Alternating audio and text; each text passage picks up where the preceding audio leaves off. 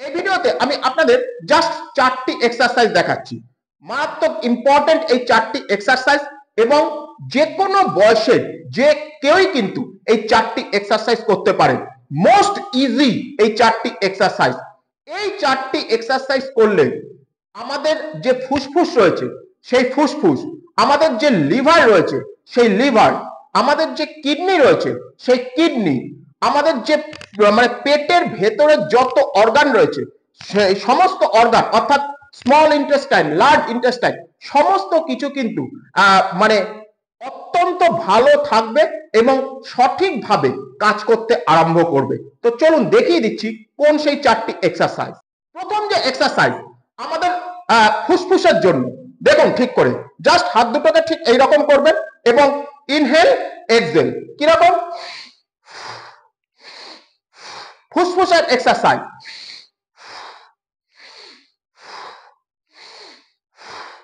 ওকে, এবার দ্বিতীয় এক্সারসাইজ। এই এক্সারসাইজটা আপনারা দাঁড়িয়েও করতে পারেন, আবার বসেও করতে পারেন, চেয়ারের উপর বসেও কিন্তু করতে পারেন।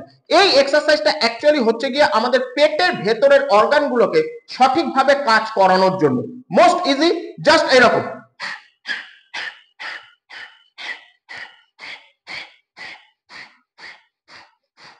ওকে, এবার হচ্ছে 3 নাম্বার এক্সারসাইজ।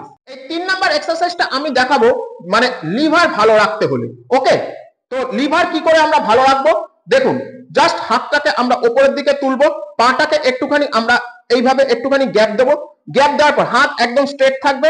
জাস্ট এই এক, দেখুন এই যে হাত কিন্তু একদম স্ট্রেট। আবার অপোজিট দিকে 2, আবার অপোজিট দিকে 3, আবার অপোজিট দিকে 4। ওকে, এইভাবে আপনারা কন্টিনিউ করবেন। এবার হচ্ছে 4 নাম্বার এক্সারসাইজ, আমাদের কিডনি ভালো রাখতে।